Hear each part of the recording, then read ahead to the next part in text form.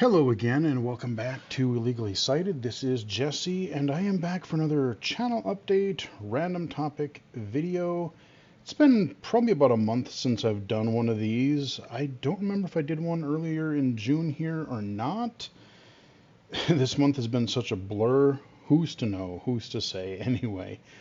But before we get into our random topics and such, I do always start these videos with just an overview of the channel, and a huge thank you to everybody who has been supporting the channel, supporting my videos and content, and even, God forbid, a few Twitch streams the last few weeks. I'll get more into that in a little bit here. But yeah, I've actually been doing a few streams, or twitch.tv/illegally cited, as it were. But if you are new to the channel, I unlock videos every Monday, Wednesday, and Saturday, sometimes more frequently, as has been the case in the last couple of weeks. Lots of stuff going on this June. But yeah, Monday, Wednesday, and Saturday is when I typically unlock videos. Everything is divided into playlists, so you can hopefully find something that you might want to watch. I cover everything from mainstream games that I play as a low vision player, blind accessible games, so iOS, PC, even some console accessible games when they come out. I cover virtual reality apps and games and accessibility, although that has kind of been on more of a hiatus lately because there hasn't really been much happening in VR accessibility lately, and I haven't really been playing my VR, using my VR headsets much these days for that very reason. But yeah, you'll find, like I said, I've got a really cool playlist with some video, with some interviews, podcast appearances, and presentations that I've done over the past several years. Very proud of some of the things I have in there. I've got my new Growing Up Illegally Cited series, which I'm kind of taking a break on right now because I haven't thought of too many more topics. So that's kind of, maybe think of it as a season one, or think of it as maybe like a, okay, we'll just do like a mini series, and then if I think of things later, maybe we'll do a future episode. But Growing Up Illegally Cited, surprisingly not as many people as I thought would have watched those videos. So if you haven't checked them out, go ahead and check them out. I cover a lot of different topics there, from answering people's questions that commonly come up. How did I get into doing YouTube? How did I get into accessibility stuff? My day job, my extracurricular, my consulting work, all that kind of a stuff. And then I also just dive into more deeply into a specific topic, like some of my gaming and technology memories, assistive technology, grade school and high school, transition, employment, and I'm very happy with how that series ended up turning out. So yeah, especially with, I guess, next month is Disability Pride Month. And so I'll probably trying to be promoting a lot more of those interviews and podcasts and things like that I've done, as well as the Growing Up Illegally Cited series, because yeah, I think that turned out pretty well. So yeah, just go check out the playlist there. There's tons of stuff, loads of videos, loads of different types of content. So hopefully you'll find something there that you might want to watch.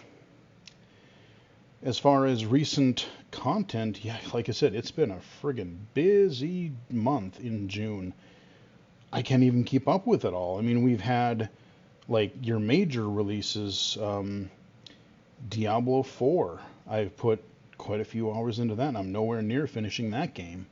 At least even the story part. I think I just finished Act 1, and I'm a few quests into Act 2. Street Fighter 6. I haven't even bought that yet because I thought about it. Because like I said before, I have really mixed feelings on that because, yeah, during the fights, on one hand, you have some extra audio cues that are nice for blind players, but I'm really sort of bummed out. It's kind of like the whole thing when I talk about VR accessibility. It's like, oh, maybe you have an app or two, or even like a game or something, like, you make a game or an app or something like that accessible, but if you can't navigate and get around to it, then it doesn't do a whole lot of good. So like they have the in-game sounds and stuff, which is awesome, which is great. But I'm really disappointed in no menu narration or text-to-speech support because, as I said before, they put all kinds of training modes and tutorials and all kinds of interesting stuff. And then they have the world tour mode, which is mostly text anyway. So it's just really disappointing. I'm sure I'll pick it up eventually when it comes on sale. But you know what? Because I'm sort of mixed and I'm sort of annoyed about that, I'm going to wait till it's on sale rather than rushing it out because it's not like I don't have enough to play as it is. Trepang 2. I've been waiting for that game forever. That came out this month. And I just finished the campaign on that a couple nights ago, and there were definitely some challenging points. So Trepang 2, I did a video for it, and I've also streamed it once. That archive will be coming out here within a week or two. And I love, if you haven't watched the video, the low vision spotlight for it, Trepang 2, this low vision first-person shooter that is kind of like a spiritual successor to Fear. The original Fear, which I love. The close quarters combat, the gunplay, the shotgun is just amazing. The slow motion, the melee combat, like you got drop kicks and slide kicks and grenades and all kinds of shenanigans. The combat in that game is just ludicrously fun. And they have two different modes. They have the main campaign, and then they have these like VR missions. They're kind of like these like arena wave-based survival missions. And honestly, I think really that's where I'm going to spend the rest of my time. That's where I'm going to spend a bulk majority of my time because the combat is just so dang fun. And that's, you get in, you get out, you do your thing, you kill a bunch of dudes, and that's what those are. The campaign, there were levels I liked, there were parts of levels that I liked, and then there were a couple that I saw what they were going for, but I wasn't feeling it. There were a couple levels where they had these weird supernatural, weird beasties. Like one was like a zombie type of level that I talked about in the video. And after I recorded that video, there was another level where you were wandering through there was this farm level with this old dilapidated building, but it turns out there was this underground base thing under there, and there was all these weird monitors that you were trying to turn off, and then it would trigger this weird supernatural thingy, and I just didn't care for those as much, especially, as much as I love the combat, I just want to keep fighting human opponents and get some, the story in it was meh. It was what it was, and I could see, at least to a degree, I could see the ending a mile away. There were some surprises that I wasn't quite expecting, but the overall theme of the way things went, yeah, I kind of seen that coming right away. But Trepang 2, still a lot of fun. I'm still going to be playing it because, man, the combat in that game is just glorious. This last couple of weeks, I've covered a lot of demos. We've had Steam Next Fest, and there were a couple of demos prior to that. I've got, a couple, I think I got some retro first-person shooters. I've got this really, really cool first-person puzzle game where it's called Viewfinder, if you haven't watched that one. That one is really kind of cool because you have these photographs, and eventually you get a camera, and then you're taking what's in the photograph, and you can basically treat that as when you put the painting or the picture down in the environment, it becomes part of the level that you can then interact with, and it's just, you can rewind time. There's some really weird and really kind of innovative mechanics to it. Kind of has a little bit of Portal, a little bit of Anti-Chamber, but it seems like a kind of a chill game, like mind-bending, but still kind of a chill, relaxing game. Not sure when the full version is coming out, but I am very much intrigued, and I will definitely have to check more of that out. But yeah, just look up some demo time videos. Like I said, I've probably got a good half a dozen or so in the last little while. We've got that, what do they call it? Stunt Derby, which is like a spiritual successor to the 90s classic Stunts DOS racing game, which is excellent because I released a video for the classic game as well, and the way that I played it was in this web browser. I have the files somewhere on a hard drive, but I can't get them to run on a modern PC. So because nobody is remaking that or polishing it up to make it run on modern systems, the No Clip crew are making this Stunt Derby game, and I am all about what it's doing. So that's really cool. But yeah, check it out. I mean, there's action, there's some relaxing stuff. Who knows? There's all kinds of videos there. I do have a few more accessible games coming. A couple iOS accessible games that I've recorded. A couple more I've yet to record that I want to get done. So there will be that. For PC, I did hear that A Dark Room. Actually, let me write that down as a note real quick. A Dark Room. I just want to write that down as a thing to be like, hey, add that to your Steam wish list. Because that is coming to Steam, and I covered the iOS version, but for people who maybe want to play it on a PC, I found out on Twitter, just a couple days ago that is going to be soon coming to the computer as well. I know we're getting Forza later this year. I know we're getting the Stories of Blossom. Those are the main two blind accessible games that I know are coming. We might have another surprise or two. I know there's a lot of games that are adding accessibility features, like we had during the Summer Game Fest. We had that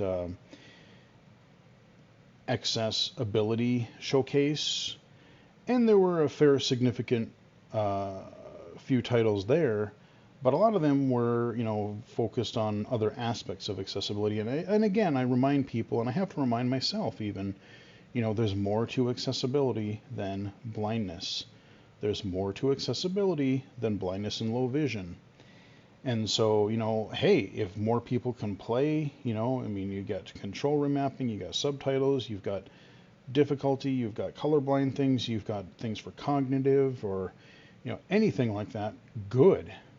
Good. I mean, does it suck that some of these also aren't supporting blind players? Yeah, it does. But at least developers are opening up to it.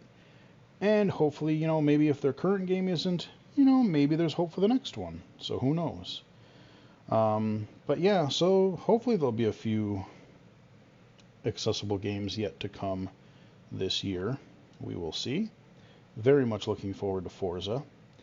But yeah, like I said, summer of gaming. God, like I said, I can't believe it's still June as I'm recording this, but we've had so much happen this month. We've had WWDC. We had the non-E3 stuff, the Summer of Gaming or Summer Game Fest. We had XR Access Symposium middle of this month. Actually, yeah, I think I had attempted to record a video update for this month, and I just wasn't really happy with it, so I never released it. That's what it was. Yeah, so I haven't even talked about the XR Access Symposium yet.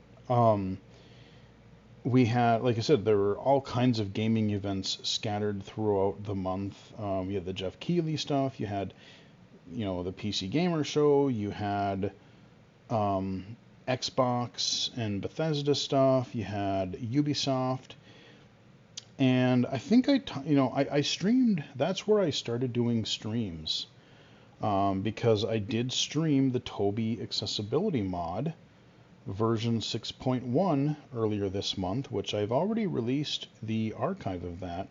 It is under the illegally cited streams playlist, and we had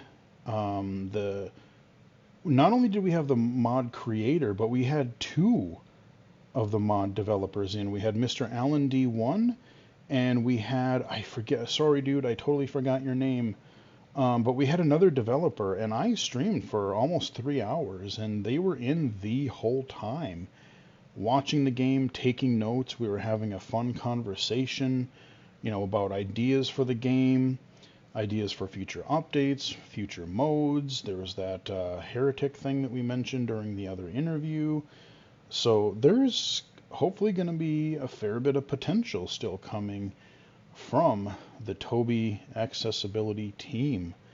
And I know, having talked to a couple of people throughout some recent streams and such, I know a couple other people have started checking out the mod as well, and I hope that they were able to get it working, and I hope they're having fun with it. So, God, yeah, that got updated this month, or late last month. Hell, I don't remember. But we did that. I don't think I've even talked about the summer of gaming. We did the streams. Um, I would say there wasn't really one particular game that stood out above and beyond everything else and went, whoa, this is the amazing thing. I cannot wait for this. I gotta have it now. But there were a lot of solid games. There were quite a few from the Jeff Keighley show. I really liked how they opened with the Prince of Persia.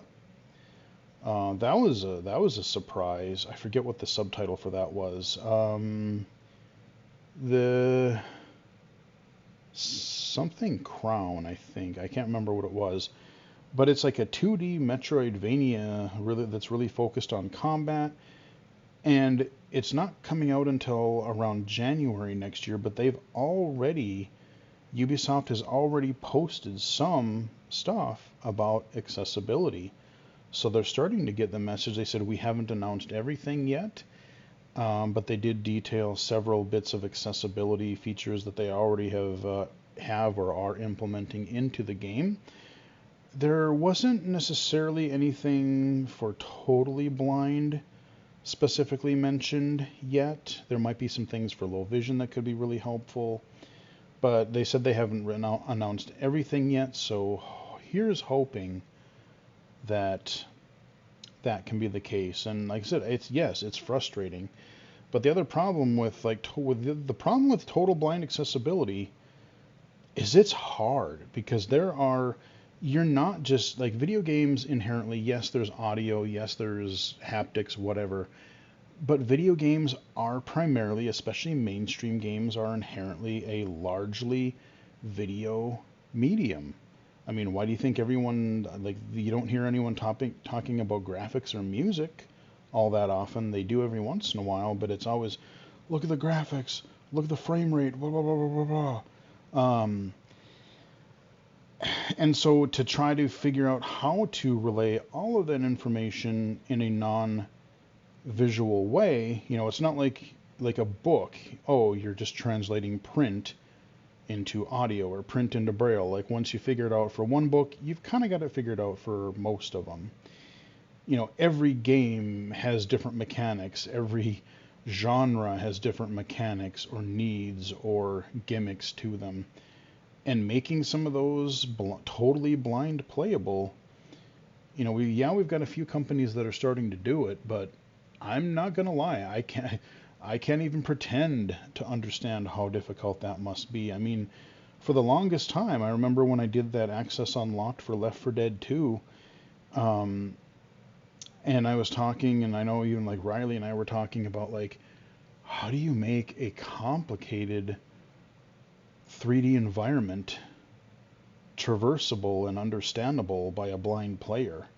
And I just couldn't wrap my head around, like, I knew it could be done, but I wasn't smart enough to really figure out, oh, this is how maybe to make it work.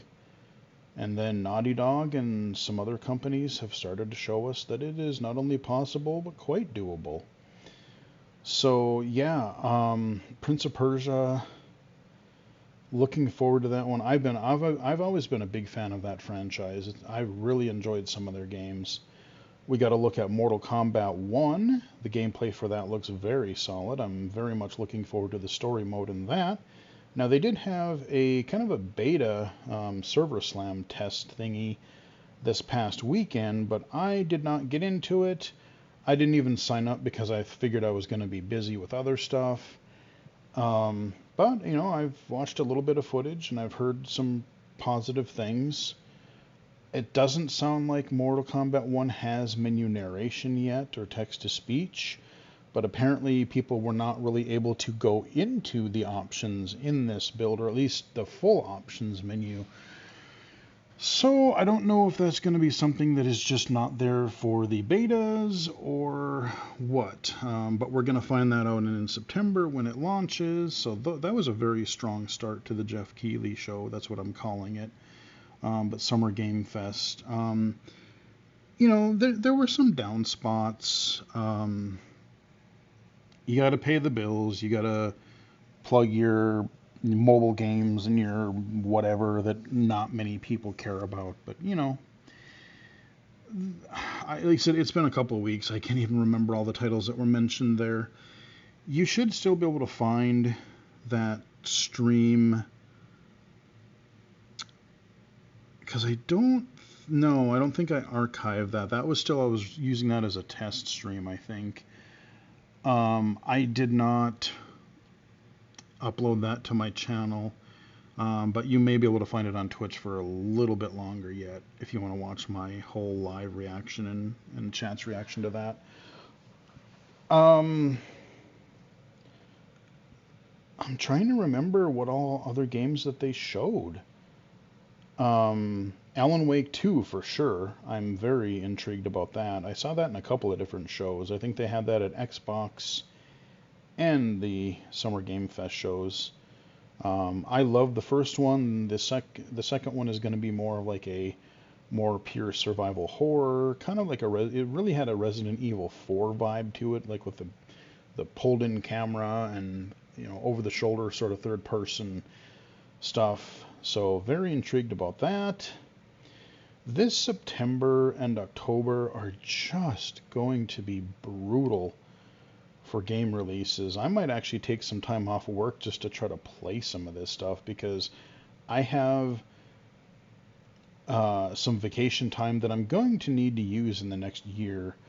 We have this thing where we have to be under 275 at some point throughout that year, and that rolls over every July. And so as of July 1st, I know it's going to be starting at over 275. So yeah, might be good to wall myself in my apartment for a solid week or two and just hammer away at some of the gazillion games that are coming out. But yeah, let's see. I mean, the Jeff Keighley show, that was pretty good. I will say the PC gaming show, I started to watch that on stream, and there probably were a couple games in there that were pretty interesting, but I could not watch that show live. The chat agreed. I mean, we were watching it, and it was just they kind of tried to do, you know how old gaming events used to be. Remember when the Video Game Awards were on Spike TV or similar crap like that? They shoehorn guests in. They try to shoehorn in really bad, really cheesy humor. It was just not good. Like, I lasted like 5-10 minutes tops, and I'm like, sorry guys, you can feel free to watch this on your own, but I can't stream this. It's been a long stream already, and it was just, it was not pretty. I really like what some of the other companies are doing, you know, kind of sticking to the Nintendo Direct formula. Let's say a few words and then trailer, announcement, trailer, what, you know, just all kinds of stuff. As usual, my main complaint about all of these events, and I think even the way they worded some of the stuff, you know, Microsoft came out and said, there's not going to be any pre-rendered stuff in our showcase. We're going to have all in-engine that. Oh, so yeah, all in-engine, but that still means, you know, these are video games. As I've said many, many times, these are video games. They're meant to be played. And they call some of these gameplay trailers, I would dispute that to a large degree for a lot of these trailers. They might fit in like a snippet of like 2 seconds of gameplay here and there, with maybe a total of 5 seconds of gameplay throughout the whole trailer. Otherwise, it's all just story and cutscene. It's like, yeah, it may not be pre-rendered, it may be in engine, but it's still not actual gameplay. I mean, there were a lot of games where the premise sounded cool, the story sounded interesting, but I couldn't have told you what the hell kind of game it was. Was it a third-person game, first person? Was it strategy? Was it a shooter? Was it an adventure? Hell, I don't know. Because they just, again, they were concentrating on, yeah, you want to give at least a little bit of the story. That's totally fine. I expect that. But I just really had a problem with these developers or publishers trying to pass off these things as these are gameplay trailers. Yeah, no, they're not. No, they're not. But that's just a sad thing that I really doubt is ever going to change. And I get it, they don't want to show gameplay footage that is premature or that has remember when people see early footage and then, the final game didn't look like that. I get that to a degree, but you could say the same thing about cutscene footage too. But these are games. We're meant to play them. So show us what the damn game looks like to actually play. Because like I said, as cool as some of these sounded, I didn't know what the heck some of them were. Microsoft, actually, their event was, I think, pretty solid. They showed a fair few games, and Fable was a really good example. They kicked it off with Fable. That's probably not coming out for another year or two at least. They didn't. I don't even think they gave a 2024 release date for it. So my guess would be, yeah, in the next 2 years tops, probably, if all things go well. The whole sort of vibe, the humor, the kind of British humor, that was there. There might have been like again a very tiny snippet of like, oh, this could be like what the camera angle might look like for gameplay, but it was pretty much, again, probably in-engine cutscene footage. Still don't really know what the gameplay looks like for that at all. They had Alan Wake there. They mentioned Forza. I mean, we pretty much know what Forza is going to be. I mean, yeah, they have new cars. This is not your open world Forza. This is, your fixed tracks, which are fine, actually. And especially for accessibility, that is where to start. That's where you want to start with your making it blind playable, because it's a hell of a lot easier to make a closed circuit track accessible than it is to try to figure out how to make an open world driving game more accessible. So, like I said, I'm very much looking forward to Forza. Avowed, I thought looked pretty neat. That one, it's kind of like a medieval. That was an Obsidian thing. I think they made like the Outer Worlds and Fallout New Vegas and a few other titles. They usually do really well with story, but this seemed to be kind of a medieval first-person RPG of sorts that I don't think that's coming out till next year, but it looks pretty sweet, actually. I'm kind of curious to check that out. We really didn't get much gameplay per se, but Hellblade 2: Senua's Sacrifice. The main thing I was impressed with that is everyone's, like, oh, the visuals. If you listen to that trailer, that kind of quote unquote gameplay demo, because it was, yeah, there was a little bit of her walking around an environment, but it was largely just her looking into like a puddle of water or whatever, and just the thoughts going through her head. And that's what was really interesting about that game is, the whole premise between both of those is like this main character has got all these voices going on in her head, and you're kind of hearing that, all those perspectives, like all the voices in your head about like, you should do this, you should do that, or self-doubt, or all these things. But the way that if you were listening with a pair of good headphones like I was, it was so like the audioscape in that, the soundscape in that was so good. I mean, it sounded like, 1 minute they're right by your ears, and the next minute they're over in this, over to the right somewhere. But it was just some really cool audio mixing, and I just hope the game is good as well. I don't even think we're getting that until next year. So 2024 is going to be pretty huge for Xbox. The other main thing that I do want to talk about as far as Microsoft goes, because we have to talk about it, is Starfield. No, we didn't get anything on Perfect Dark, unfortunately. And it sounds like by an article that I saw, this morning or last night, saying, yeah, don't expect that still for at least a few years. So, yeah, that thing got rebooted. That was kind of in development hell for a while, and I think they're finally getting on track. But again, these big AAA games or whatever, they're going to take forever, and so probably won't expect anything for Perfect Dark for a while. But Starfield, that is coming out in September, and I would say that is probably the game of the show for me, like the game of like these summer gaming events, in theory. And I say in theory because I have some concerns. I have some potential gameplay concerns. I have some performance concerns, and I have some accessibility concerns.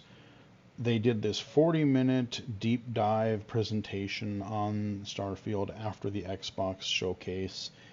And overall, I thought it was really well done. It did answer a lot of questions, like what can you do in the game, what types of gameplay.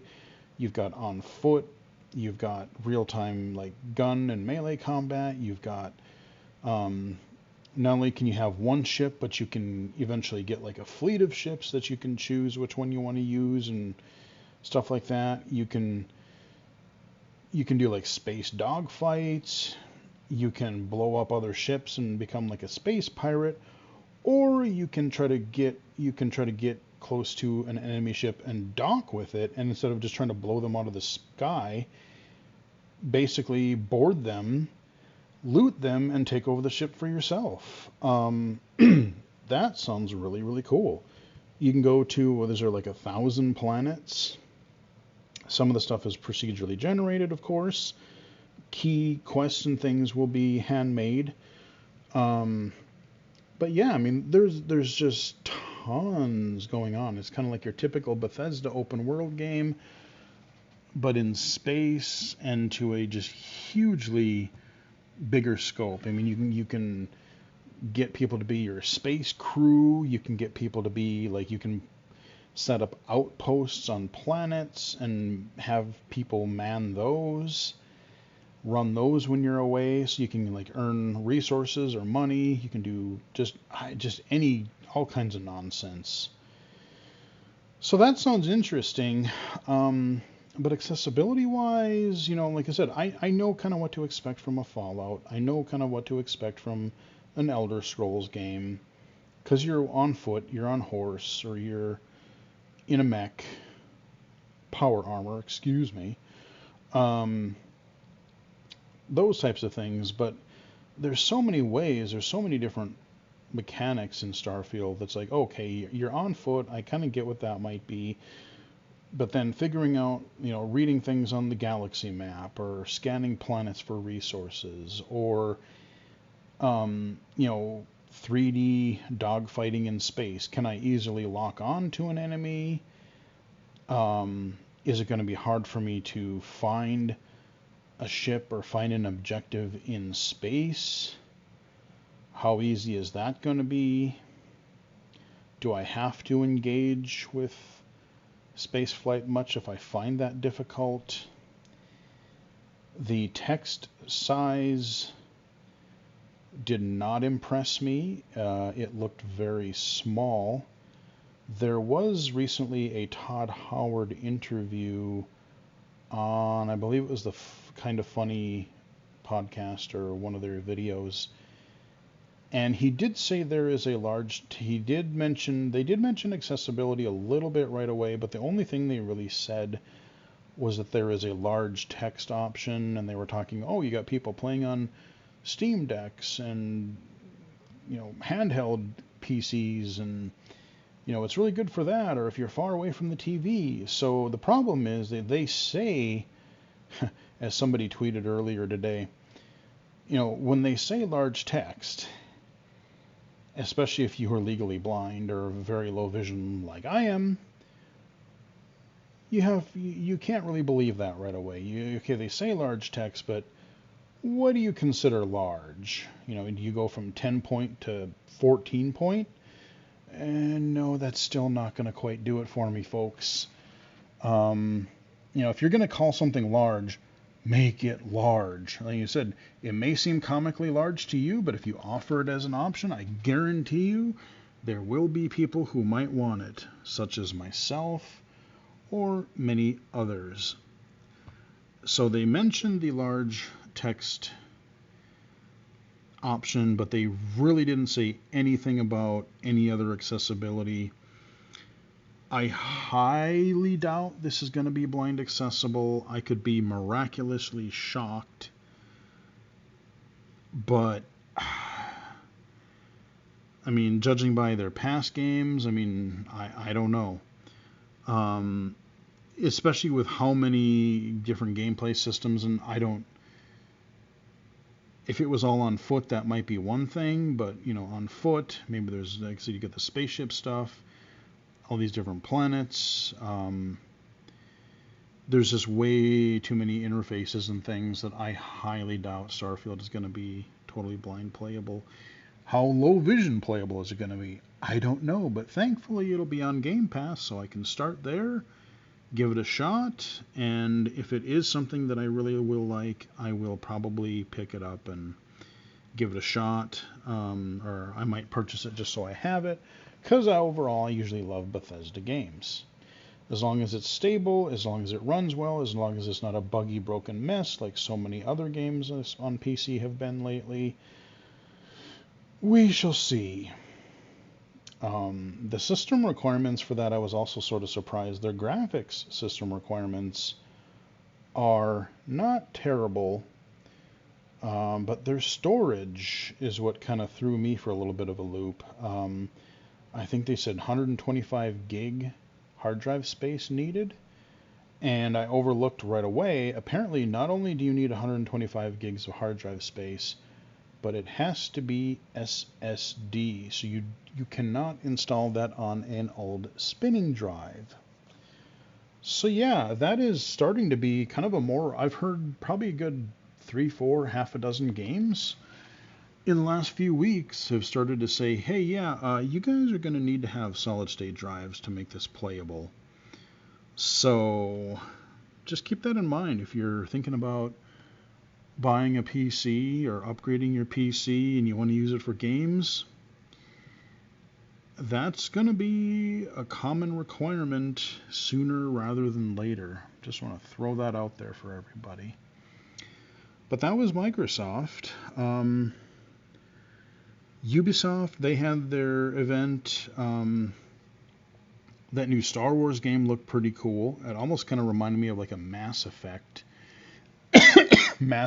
kind of a deal, but in a Star Wars universe. Again, we really didn't get to see much gameplay. There was a lot of story. There was some gameplay, to give them credit. There was some stuff like riding around on like a speeder bike kind of a thing, couple of little other bits, but there was largely kind of a story introducing what this world was supposed to be and who your character was, and I liked it. So we'll see what that ends up being. What was the other one that I really liked on Ubisoft?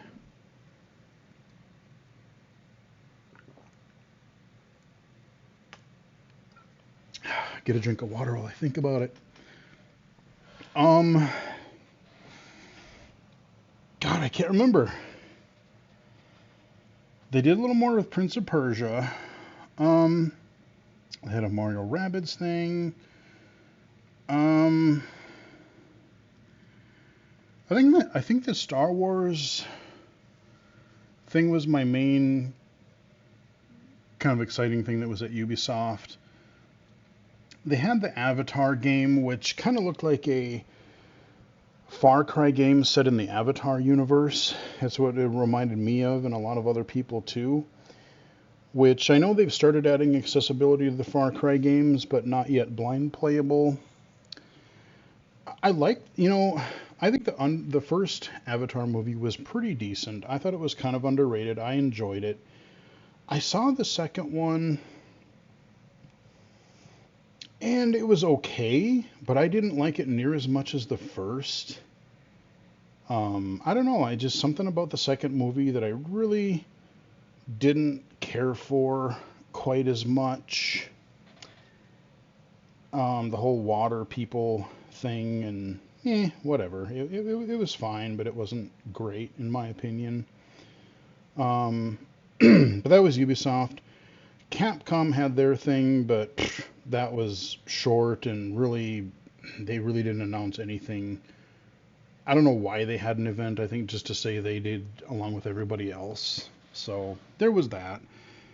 And then we got a surprise event earlier this week from Nintendo. Yeah, Nintendo actually decided to throw their hat in the game. And I gotta say they had a pretty damn solid show.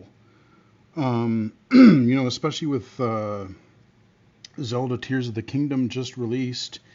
What did they really have? The Switch is kind of winding down because it's getting a little long in the tooth. It's getting a little underpowered. Well, it was been underpowered for a while, but it's really starting to show now.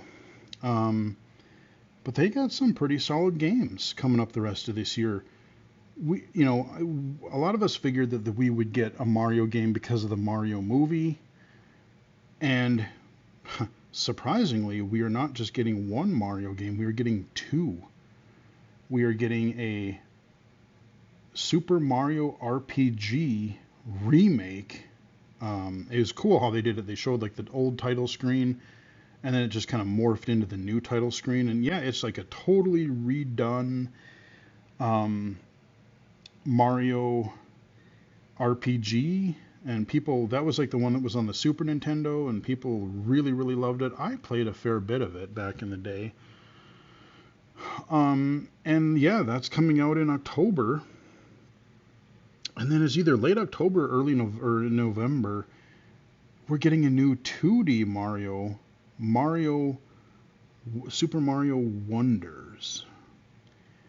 And that looked, I gotta say, there's some accessibility issues that I think I might have, because just like the new Super Mario Brothers games, there are quite detailed backgrounds, so sometimes it might be hard to see what's a foreground item, what's a background item. Some of that stuff is going to, stand out too much in the background. But this game just looks zany as hell. I mean, they kind of like, okay, Mario's already kind of weird. You've got fire flowers, you got magic mushrooms, you've got dinosaurs, and you got like all just whatever nonsense are in Mario games, Bullet Bills and Hammer Brothers and Koopas, but now it's like, take that touch fuzzy get dizzy level from Yoshi's Island and just do weird stuff. There was like these weird talking flowers and weird, I don't even know what the hell was going on in half that trailer, but it just looked really interesting. And then of course the big thing is Elephant Mario, and he just gets his power up at the end of the trailer, and he just gets super big, gets a trunk, and just starts mowing through things. It was pretty hilarious. So I am very intrigued about the new 2D Mario game. So yeah, we get two Mario games: an old game redone and an all new 2D Mario. Which, hey, you know what? Sounds good to me. And if they're having fun with it, making it weird, all the better. Sounds good to me. Of course, we're getting Pikmin 4. Pikmin 4 later this year. I want to like the Pikmin games. I tried the first, like, two, and I was just terrible at them. I never got very far into them. I just always kept getting my Pikmin murdered, and nothing quite worked right for me. You can play I think they're out now. Like the first two games are actually out on the eShop right now. So if you want to play those, you can. And then Pikmin 4 is also coming later this year they did kind of a little deep dive on that. They showed like, oh, you can go out at night now. There's some night Pikmin. There's like this dog that you can wander around with now.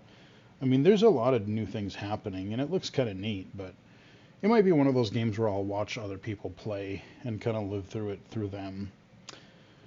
We're getting a new WarioWare, which I'm very, very much in favor of.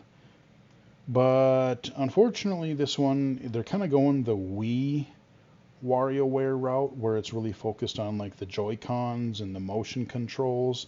So you're holding it in like different positions, and you're doing weird movements. It's not like a button-based game, which I kind of wish it was more of that, just because you have the Switch lights that don't have Joy-Cons, and so yeah, what about those guys? You have to go buy separate Joy-Cons to play those games. And like I said, I'm kind of over the whole motion control thing. It was neat. It's still neat. It works in VR, but for like a flat screen game, I just want to push buttons. I want to kick back on my couch or in my chair, and I want to push buttons. So we'll see what that's going to be like, but potentially, I'm always hopeful that a new WarioWare will be good, because I love the original, which, by the way, is on the eShop if you have the Nintendo Online membership. You can play the original WarioWare, which I highly recommend if you haven't done so already. It is just zany good fun. But I think my favorite WarioWare is still WarioWare Twisted. They had a little gyroscope in that cartridge, and it was like this whole, you tilted the system, and it was just really fun. They had all these little mini games and like all these little toy things that you would unlock through playing through all the micro games and career mode. It's just a goofy, dumb, goofy game, and it's a lot of fun. So yeah, we're getting a new WarioWare. Move It, I think it's called. WarioWare Move It. A lot of Japanese RPGs at all the shows, Microsoft and Nintendo. A lot of, there was some Yakuza stuff, there was some Persona stuff, there was some, I don't know how many, within the last, 2-3 years, there's this just gluttony of these, farm sim games. You have Harvest Moon, you have Stardew Valley, and now there's just a absolute metric butt ton of these things that are coming out. I'm just like, oh, another one. Okay, yay. I mean, don't get me wrong. I love a good Harvest Moon or a good Stardew Valley on occasion, but God, they're just everywhere. What else did Nintendo have? Pikmin, Mario's, new Mario Kart tracks for Mario Kart 8. I can't believe how many courses are in that thing. There's going to be 96 by the time they're done. Damn. New carts, new characters, new tracks.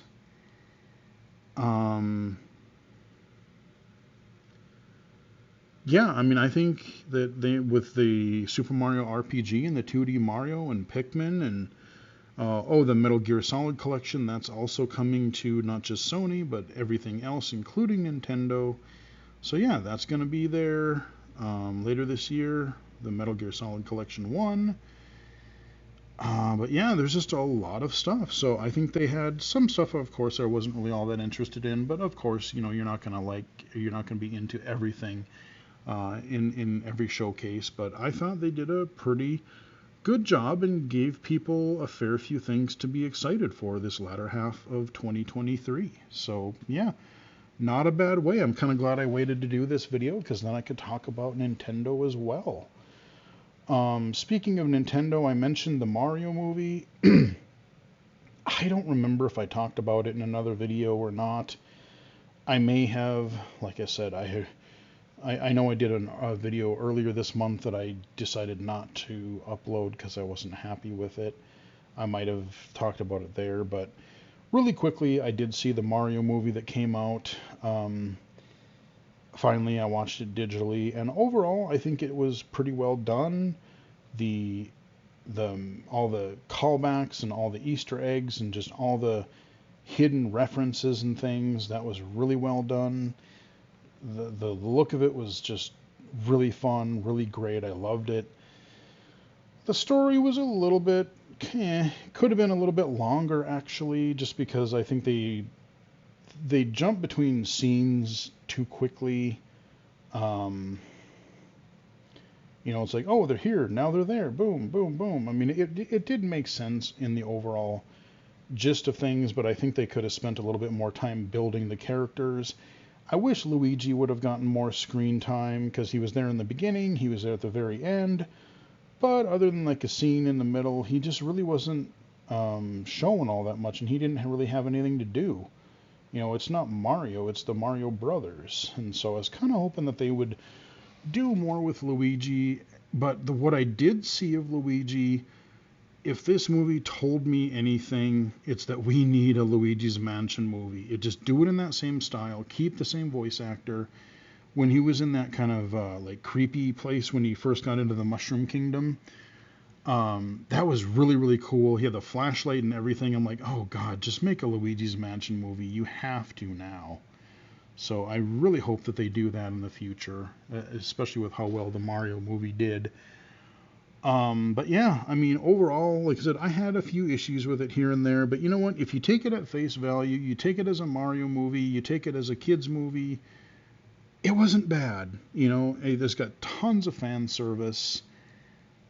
Turn your brain off and just, have fun. It's far, at least it makes sense as a Mario movie, much more than that 90s movie ever did. Which, by the way, I did pick up for, it was dirt cheap on Amazon. I can't find it digitally, so I picked up the Blu-ray on Amazon just because I had to own just that messed up piece of video game movie, what would you call it? History, shall we say? What a weird movie that was. What a weird freaking movie. But yeah, I did see that. I also watched the not Double Dragon, the Dungeons and Dragons movie, which, even if you're not into Dungeons and Dragons or you don't know much about it, watch the new Dungeons and Dragons movie. It was way better than I ever expected it to be, and I really enjoyed it. I hope they keep doing these, and I hope they do them well, because I enjoyed both the Mario and the Dungeons and Dragons movie. I thought both were really quite good. I'm looking forward to, hopefully soon, when the Through the Spider-Verse comes out digitally, I'll watch that. Maybe I'll have to go see the Turtles movie. I know I'll have to see it when it comes out digitally.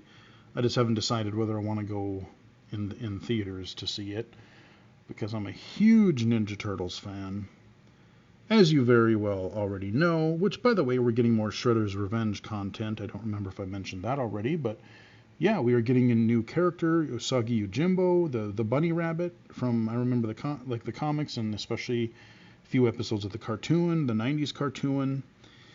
And we're getting some, I think, a new mode, which we don't know what that is yet, but hey, we're getting more Shredder's Revenge content. Hell yeah. Oh yeah, and the demos that I released earlier, the demo videos, check out the Toxic Crusader demo if it's still up, because that is, the gameplay is a beat 'em up, and it reminded me a lot of the Ninja Turtles beat 'em up games that we've played on the channel and streams before. So yeah, just, like I said, there's so much, and I didn't even cover a fourth. I just told you a few highlights that I could remember after these couple weeks. I mean, sheesh, it's just been ridiculous. It's been ridiculous. We've had game releases, major game releases. We've had indie game releases. Like I said, Trepang 2 is, not many people are probably following that one, but it's a good one. Herald of Havoc, I don't remember if it was an early access or a demo time for that fairly recently. That game, as I'm recording this, just came out officially, fully, today. So I want to play more of that. That was a really fun classic retro shooter that I'm having kind of a blast with. Extraneum just got another update, so a new level for that. he's working on stuff. I don't even remember. Yeah, we've got Herald of Havoc, we've got Trepang, Extranium. Yeah, there's just, oh yeah, Sonic Origins Plus. We'll look at that retro collection eventually. I mean, there's so much. July might be a little bit lighter. I know there's that Double Dragon game coming out toward the end of the month with them, which I'm very much looking forward to. That looks like a lot of fun. There's probably another couple indie games. I don't know of many AAA titles that are coming in July. July and August might be some time to play catch up. It might be time for a lot of indie games. And then there's September and October. Dear God in heaven. We have Mortal Kombat 1. We have Starfield. We have... I can't, like I said, I can't even think of many. Like, we have Forza. We have... Oh, the RoboCop game, which I very much want to play. We have... Oh, God, there's just... Trust me, there's so many. I'm sure I'll talk about it in a future video going, when am I going to find time to play these? But yeah, so there, like I said, there's a lot of content that just came out on the channel. There's way more content coming out for the channel. I have loads of videos already recorded, ones I want to record yet, so that won't be slowing down at all. And I really didn't mention it too much earlier, but like I said, I have been streaming this month because I did a couple test streams because I wanted to make sure things were working, and I was having that trouble with OBS, which I've largely got figured out, I think. But I wanted to make sure that things were working so that I could do that Toby accessibility mod stream, because when I did that interview again, Mr. Alan D1 goes, "Hey, when are you going to stream Doom again? Yeah, I want to pop into that again." I'm like, yeah, especially with the new update, we probably should do that, huh? And I did. We did. It was fun. More people got to see the game. Hopefully more people are trying and playing the game. Like I said, 2 developers in that stream, so they were taking notes, coming up with ideas. So even though the mod is quite good right now, there's still more to come. So we'll see what cool ideas they come up with next. I can pretty much guarantee you I will be keeping you up to date on that. But yeah, so I've done a couple of Diablo streams. I released just the last one. I've done 2 Diablo streams. One of those I unlocked for you guys today. We've got a Trepang stream in. I did a stream for the accessibility showcase, and I also included the Forza trailer because some of the viewers of that stream hadn't seen it, and I wanted to show that to them and everybody else. And yeah, I streamed, but I'm probably not going to archive a couple of the other events like the Microsoft showcase and stuff. So you can watch that on Twitch until it goes away. But I probably won't be uploading those or transferring those to YouTube. They're just so long and whatever. But yeah, so I'm not going to say I'm going to be back on a regular basis. But I may do some more streaming, especially as more games come out that are accessible, or more games that I'm just having fun with. Like, I had fun streaming Trepang 2 the other night with just how crazy and fun that combat is. So you never know. Like I said, I might stream more in the future. Maybe some more Diablo, maybe some other stuff. Who knows? But anyway, I think that is where we're going to wrap it up. Just wanted to give you guys a channel update, my overall thoughts and summary on the Summer Gaming Fest. Oh shit, no, I haven't talked about... Let me wrap it up really quick with the XR Access Symposium. I want to talk about that because I think I already did a video for the WWDC event. We talked about the headset, so I'm not going to go into that again here. But the XR Access Symposium happened in the middle of this month, and it was actually really quite good. It was 2 days, it was in person, but they did stream the morning sessions that were, so they had morning sessions both mornings, and then breakout sessions in person in the afternoon. And I wish I could have been in some of those breakout sessions virtually, because they actually had quite a few sessions that were quite interesting both days. I hope those will be archived on their YouTube channel at some point. That would be really great. If they do, I will definitely share them on Twitter. So follow me there, and you will get notified when they do. Or just visit the XR Access YouTube channel. But they had several sessions on like just all kinds of different things. You know, they had everything from like captions and just making virtual environments, but they did have there were at least I think 3 or 4 different sessions that were largely geared toward blindness and or low vision. So they weren't really showing anything new as far as like, oh, this feature or that thing is coming out that we'll be able to play right now. The one session that they did have was Alchemy Labs, which always has been a strong supporter of accessibility. Of course, they are the job simulator, vacation simulator, the Cosmonious High. I was trying to think of the word. Cosmonious High, which I can't play because I don't have a Quest 2, dag nabbit. Because Cosmonious High, I think there may be a few mechanics here and there that may be a little tricky or that may be a little harder to do, but I think that game is pretty much totally blind playable. It has text to speech. They did say that there's stuff they wanted to add, but they just didn't have time to add. But they added a post launch. They did a big update that was focused on blind and low vision accessibility. There's text to speech. There's narration. You point at things and it'll tell you where things are, what you're interacting with. I mean, they demoed it pretty well, and I was pretty impressed. And it was just sad that I couldn't just play it on any of the headsets that I have right now. But Cosmonious High is really cool.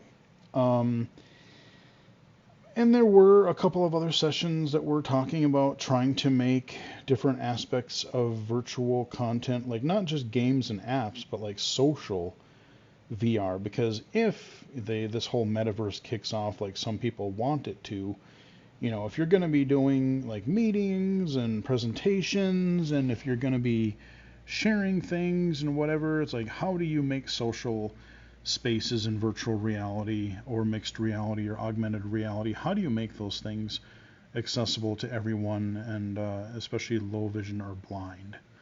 So there were sessions on that. There was another one on I forget what it was called, but there was a service that they're just starting up where I would kind of compare it to something like the Microsoft User Research Collective or the Able Gamers player panels. And they're starting to try to, it's for research, and they were trying to make it so that companies who are looking into making their apps, making their environments, making their platforms, whatever, more accessible to people. I think the way it would work is like we would register with this service, kind of like you would, like I said, for Able Gamers player panels or something. And then like, you know, you would say, oh, I would say I'm I'm legally blind.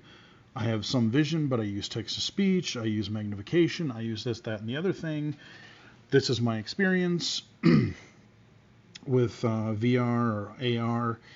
And then when companies have an app or a research study or whatever that they wanted, they were looking for specific groups, like, oh, people who are hard of hearing, people with cognitive or mobility impairments, visually impaired, whatever.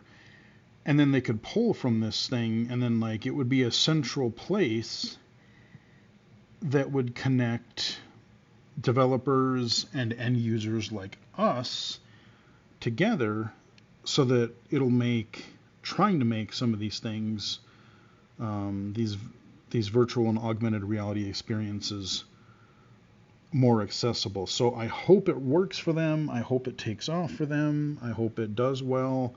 Because yeah, I would love to see. I mean, if it does, when it does really fully launch, and if we're able to register, yeah, I'll throw my name in the bucket. You know, I'll throw it in and see if I'm able to consult on anything like that. So again, follow me on Twitter at BGFH79.